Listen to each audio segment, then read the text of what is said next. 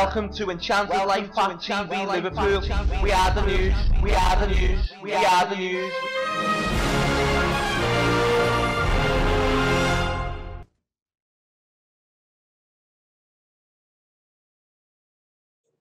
Meet Andy Holy, a Liverpool man who claims him and his daughter were blown up in the Manchester Arena bombing hoax, has been caught fluffing his imaginary version of events numerous times, leaving him looking like a liar to the people of Liverpool and, more importantly, to the city of Manchester.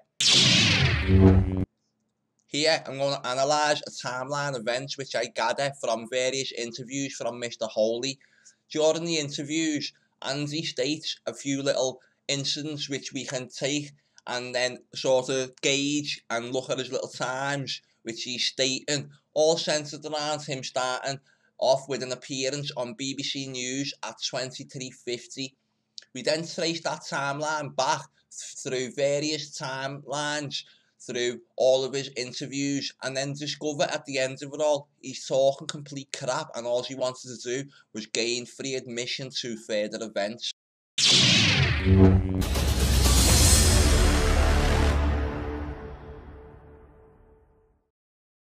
Let's talk to Andy Holy, I think who's on the line. Andy, hello to you. I think you were waiting for your a couple of family members who were actually at the concert? Yeah, that's right.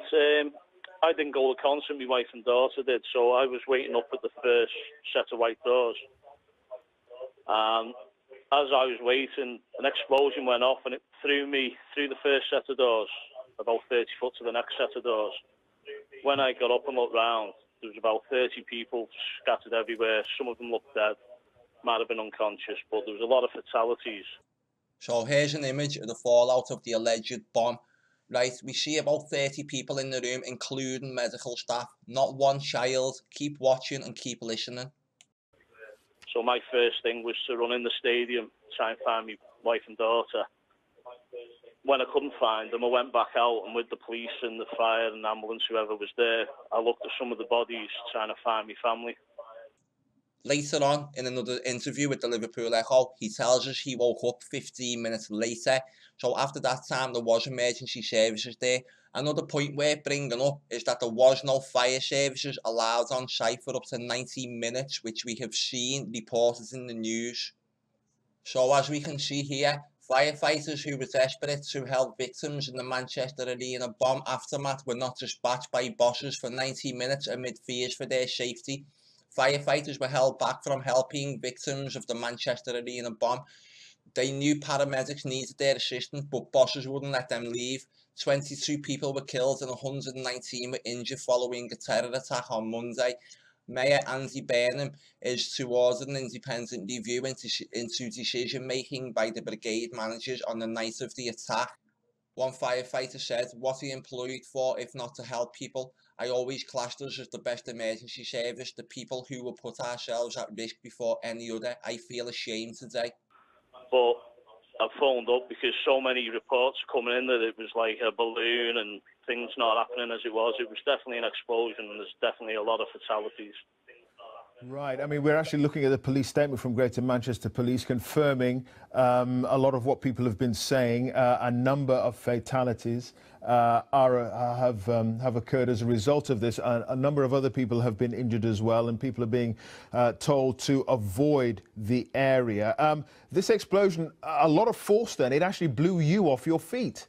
Well, I'd been talking to one of the arena girls in a yellow coat while I was waiting for my family to come out. And me and her got through the doors towards the wall where they go in. And she got up, she was all right. And then I got up, looked around, and then it was some force. I mean, my ears are still ringing now, so I might be talking a bit loud. But it was, the whole building shook. But luckily they weren't there. Managed to find them outside the arena and got them back to the hotel we're in. So where's the arena where he said he found his family? Outside it, after a load of messing about. You can see here, it's a 15-minute walk from the arena back to the hotel. So, here he is himself, Mr. Billy Bullshit. Watch his story completely fall apart as he carries on with more interviews.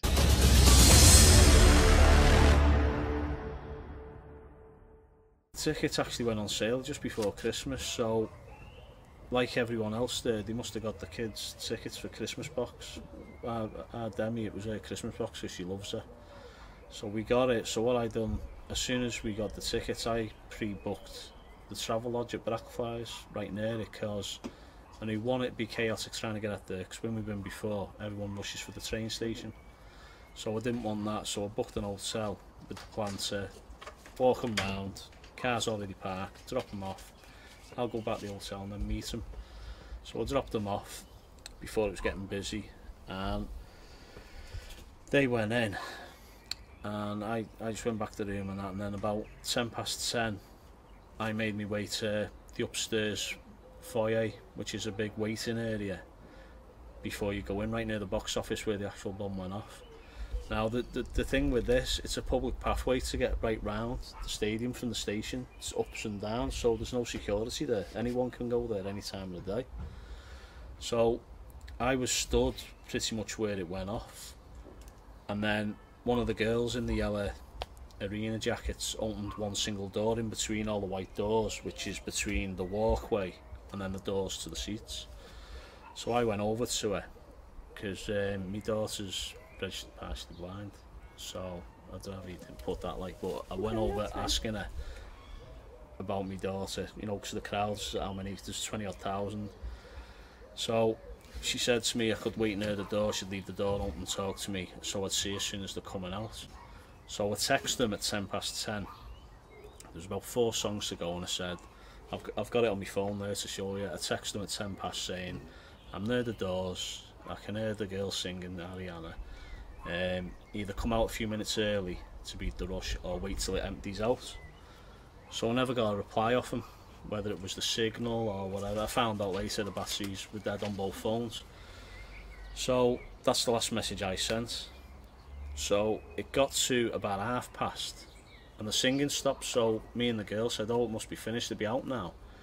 And then about 2 minutes later she started singing an encore, and this is where I think this bomber's got it wrong. I think he didn't know she was doing an encore, and he's come up there ready.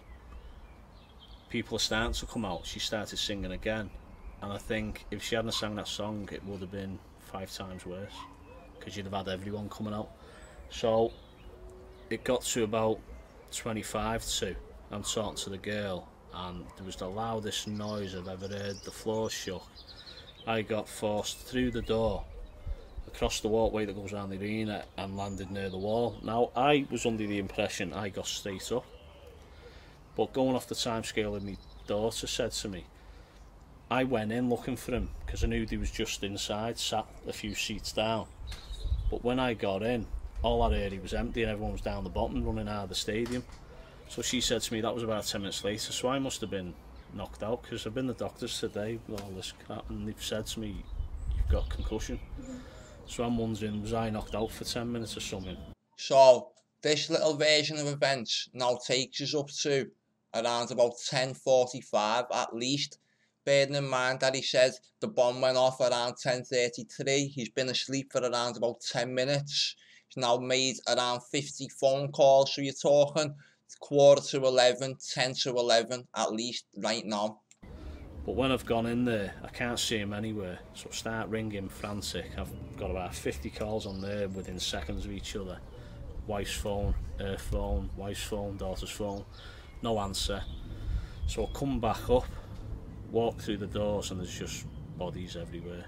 When we analysed this photograph, we noticed there's around about 30 people. There's half of them are actually assistants. The ones on the floor who you will see are all adult size. There's not one child in this photograph. We will analyse this further and look at some footage from within this room that shows you this was completely staged and acted out multiple times. How does 30 people suddenly become 22 dead and a further 119 injured? And I mean, as soon as I walked in, I knew most of them were dead. So I phoned my mum and I phoned my brother, and I said to both of them, keep ringing Leanne and Demi, because there's been a bomb, it's gone off, it's killed a lot of people, and there's no one here, no emergency services are here yet, everyone's running around screaming. And at first my brother thought it was, because me and my brother have a joke and laugh, he thought I was winding him up, and I said, it's serious, and he said, well, there's nothing on the telly. I said, well, it's just happened, mate. I said, just keep ringing them because I'm going to try and help people. So after that, I was making a few people comfortable. A few of us got stuff off the merchandise stall, you know, like hoodies and tops, as like underlegs that were bleeding, underheads that were bleeding. I mean, the picture I emailed you, when I bent down there, there was a woman, well, say woman, she was a teenager, blood was pouring out of her neck, so I had her head up to try and stem it. And then 2 police come in, and you can see one of them bends down to help me. But there was still, if you look on that picture, there's still not one ambulance man there at that time, so we was all like panicking, we had nothing. But on this picture, this wider shot of the same image, where we can see a man who does not look like Andy Holy. If we look at the top of the picture, we do see a couple of ambulance men. He's just lying through his teeth. And then I started, when the ambulance people started turning up and taking over a bit, I still was helping a bit. But then I started looking at people to see if my wife and daughter was under, because I started thinking if they come out early, because I messaged them. So I started looking at dead bodies and that, or they could have been unconscious, but I presumed he was dead the way he was looking. Didn't see them, I looked again, didn't see him, so started helping again, and then it was about 30 minutes later I got a phone call off my brother saying, phone me mum, she's found them. Phone me mum, she said, they're down there next, near the tram place, the tram line, down there next. So as I'm working my way down the steps and that, people starting to make the way up, like ambulance crews and that, and they're asking me where everything's going on, because there was no one knew exactly what was going on, it was just chaos, so I was directing them up. Then I went to the far end of the station, to the very furthest exit, and there was a single police girl there, and she had hundreds of people trying to get in for the train, you know, because they'd come right round the stadium. She was up the wall, she was only young. And I said, they left you on your own? She said, yeah. So I started helping her, and she went and got a blue and white roll of tape, you know, cording it off, police and that. And there's actually messages on my phone, with her, trying to tell people go to the other station. So I made it all the way back to my hotel, because when I got to next, they'd gone. And I later found out my wife was scared, so they made the way back to the hotel. I got back there, they was in the room, they was all safe, they was made up, I was. And then when I knew they were safe, I was going to go back and help out again. She said, you're not going back in case something else happens. So now he just starts talking complete crap, adding to the emotional control about some little shopping trip, and he doesn't even know where he was. I went to the supermarket yesterday to get some shopping because we needed shopping. And I was walking around in there for ages and I didn't know why I was there, and I couldn't think what I was getting in that. And then I went in Marks and Spencer's, and I come out to Marks and Spencer's, stood at the car, couldn't get in the car, and then I realised my keys were at the till. I had to go back in there, and I come back and I said to her, I'm going to have to leave her. So she made an appointment and made me go to the doctors with her today. So now the liar's going to tell you about his little visit to the doctors where he has some musculoskeletal stuff. And the doctors basically said it's concussion and musculoskeletal stuff. She wants me to go and get physio on my back and that. He's just been blown 30 feet through 2 sets of doors. Musculoskeletal stuff. She wants me to go and get physio on my back and that. But I weren't bothered about it, because physically I'm alright. I weren't bothered about it, because physically I'm alright. I have had trouble sleeping, and my wife and daughter have. But it's just shocking that they've aimed at a venue that they knew was going to be full of kids, 90% kids, because her age, I think her fan base ages from between about 8 to 15. You know what I mean? So I think whoever, why they done it, I don't know.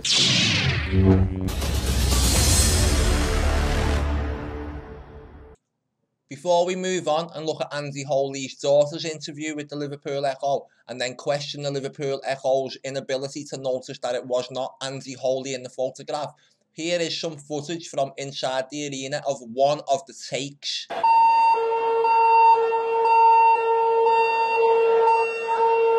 Attention please, attention please.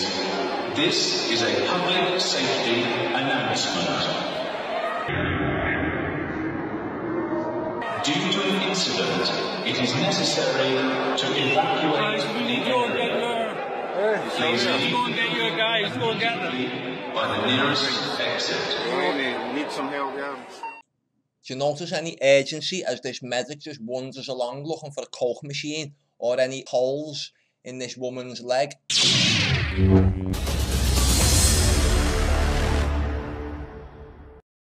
But she's like me. She's held everything in. It's not affected her yet, but I said it's like a sledgehammer. One morning all night it'll just hit her and she'll break down and cry. But up to now she's been sound. It's not affected her yet. But like from where you was, Dan? Everyone was running and screaming. It's horrible. Did you sort of know what had went on, or? I knew straight away it was a bomb when it went off. One was just about to go through the doors, and it was really loud. Everyone just froze for a minute. What did you think of it? I know you knew your dad was standing outside waiting on you, or did you just not have time to think of that? I'm more focused about getting my mum out because she looked like she was going to faint, and we just went the opposite way, and I just tried to get out first. Well, my wife did say she had to stop her. She was trying to run back in for me. Yeah, I went around to the train station and wanted to go back in for my dad. Was that just an instinct, or did you plan to do that? That was just something I wanted to do, to check if he was alright. It's a very grown-up thing to do that. But it was quite a while before we went back up. It was a good hour, weren't it? Before yeah. I got the hotel to you. So what did you see as you come out of the arena? And started making your way away from it? That she did see something bad. Yeah, as we come out the doors, we didn't know what to do, and there was this girl and her face was pouring with blood and she was getting pushed away in a wheelchair. But everyone was just screaming and running, so we had to just get ourselves out of it. But it's like she's been looking forward to this since she got the tickets at Christmas. It was going to be one of the best nights ever. That's her memory now. How long have you been a fan for? Since she first appeared on telly. Really? Yeah. So about 7 years. Is that the first time you've been to see her in concert? Yeah. Yeah. She was amazing, but it doesn't really seem like the concert happened after that. Anyone watching this channel from the summer when this event happened knows that the coverage that I done of this got my channel shut down. These clowns come for me because I went for them. So they got my work shut down. I had a load of photographs taken from various social media accounts of Andy Holy begging stars such as Luis Suarez, Liam Gallagher, Ariana Grande, John Grande. This was across Facebook, Twitter. Now, the way I worded my titles and what have you at the time, he knew quite well I was exposing him in Liverpool.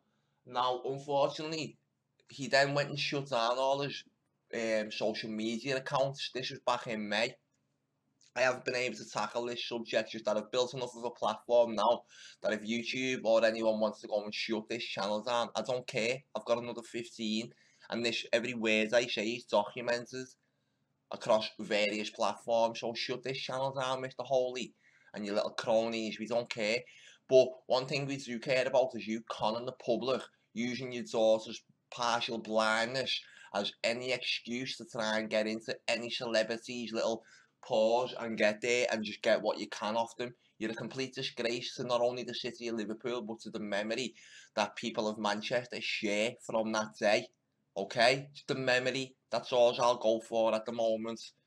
So I've had to come over now to UK Critical Thinker, who also covered this man very well in the summer, because he has still got the images here from the social media accounts taken just to show you that he was nothing but a con merchant who was begging his way into any next little event that he possibly could. The way I see it after looking into this guy is that he is using his daughter to push this new story, and it's a shame really, because you can see it in her face that she's not telling the truth, and whether she's just going along with the ride because kids do what the parents tell them, or if she's in on it, which I don't think so, not to the usual levels. And it's when you look at Andrew's Twitter as you realise what kind of person you're dealing with.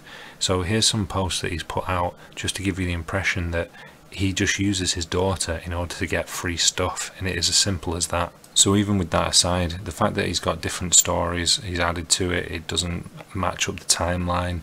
By the time he gets to the hotel, he's on the phone to the BBC. That's his first priority. It's all the wrong way around. So with everything that you can see here, this guy at best is just a chancer.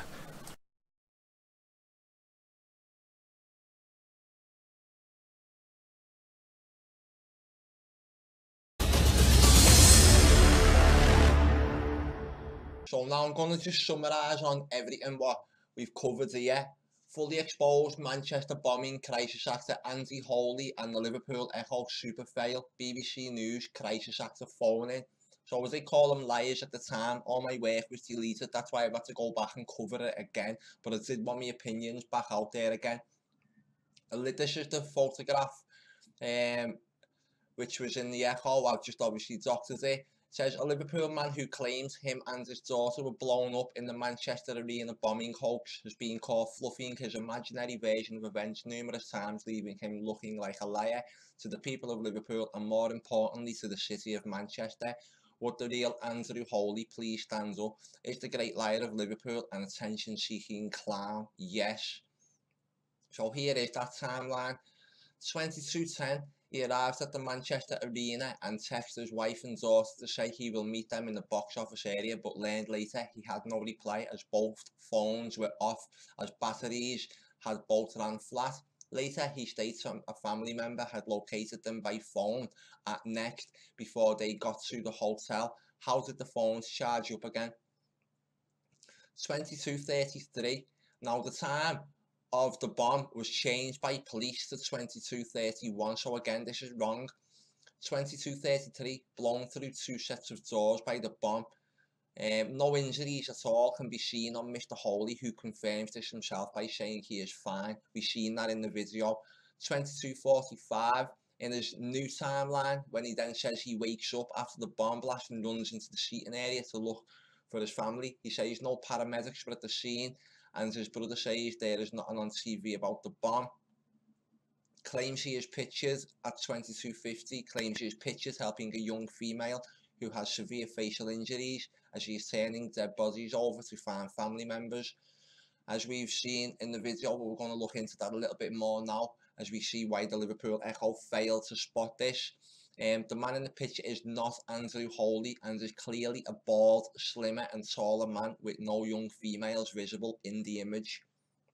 23:50, Andrew Holy is live on BBC News, leaving Mr. Holy just 5 minutes to contact the BBC, explain his story, have it validated and get live on air. Right, having made at least 3 interviews in local press and a phone call to the BBC just 1 hour and 25 minutes after the bombing took place, Andrew Holy has now dug himself into a hole with his lies. It is now believed stories were made to seek rewards and commercial gain as well as free entry to the One Love gig. The man who was being hailed as a hero harassed celebrities and mainstream media outlets, using his daughter as an emotional heartstring to help his attention-seeking desire to be seen in the public eye. In a confused mess, Andrew Holy told BBC News during a phone call at 23:50 he was blown 30 feet through 2 sets of doors, after which he then got up and looked for his wife and daughter before finding them outside the arena and taking them back to the Travelodge Manchester Central Arena guest hotel in Great Duchy Street, I'm so sorry. But in an interview with the Liverpool Echo, Holy told the reporter on film that he met his wife and daughter outside Next at the Irondale Centre before taking his family to the hotel.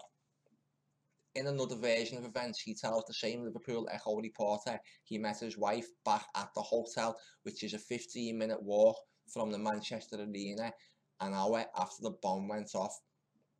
This timeline of events leaves Mr. Holy with no more than 5 minutes to contact BBC News, be able to get through to the news desk, tell them his story, have it verified before going on air to tell the public his version of the night.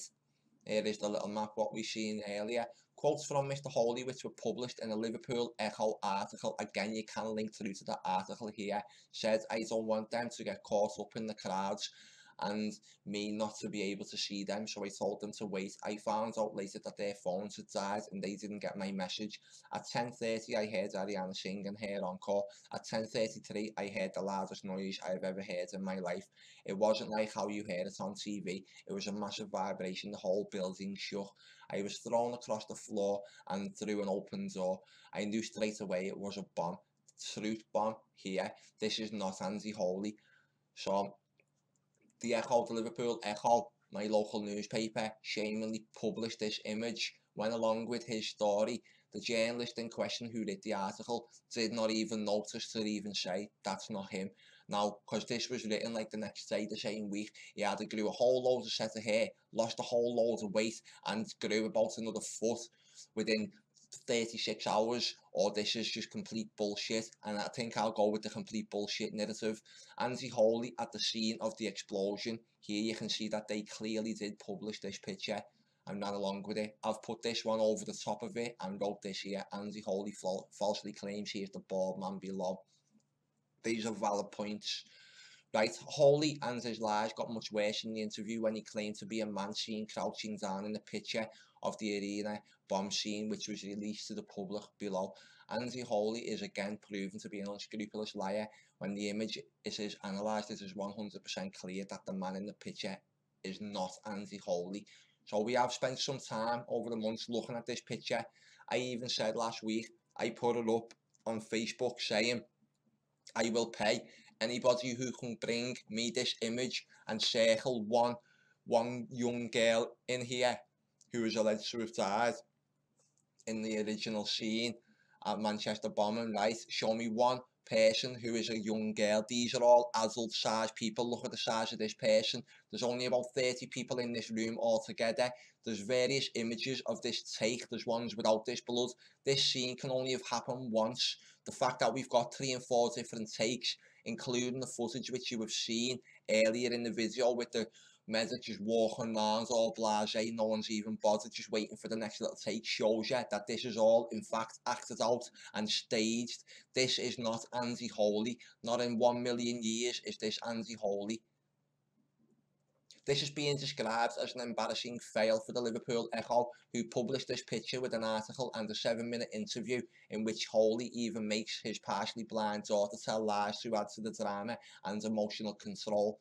The video shows Anti-Holy's real intentions around his bid for publicity in the days after the Manchester Arena incident. Holy took to begging celebrities for gifts and freebies on social media platform Twitter, claiming him and his daughter were almost killed in the bombing.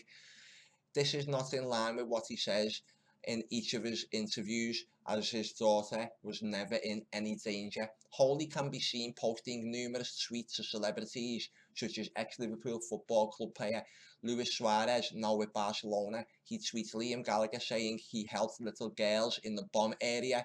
I can't see no little girls in the bomb area, and I have made this point so many times. I've said to some people last week, an open invitation to everyone in the world: circle me one girl in this whole photograph, I'll give you £50 per person, per girl that you can show me, a little girl in the photograph, not these adult sized people. And then on top of that, £50 for every person. I will also go into Liverpool city centre dressed up in a ballerina dress and a pair of clown suit, boot shoes, and sing a full album from start to finish. Self-humiliation in the middle of Liverpool city centre. If one person on this planet can prove me wrong, that poster is now 3 weeks old and no one has still been able to come and show me one single girl in this photograph. There's about 30 people in here, half of them are standing up, or medics and police, reducing the potential victims down to 15, or we've got a load of paper sprawled around everywhere. There's no victims in here, there's just actors.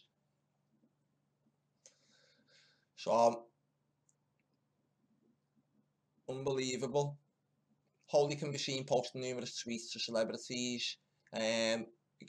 He was also asking the organisers of the One Love concert to state that he should be a VIP, and Joan Grande, the mother of Ariana, to ask for a signed picture. As early as 2014, he had been tweeting celebrities to arrange a meeting with his daughter using the issue of her imminent blindness in hope of the stars granting his daughter's wishes of seeing them before she no longer has sight. Anti-Holy, you are the news. Be well. know what to do. Yes. I work here. So be well. Know what to do. Yes. I work here.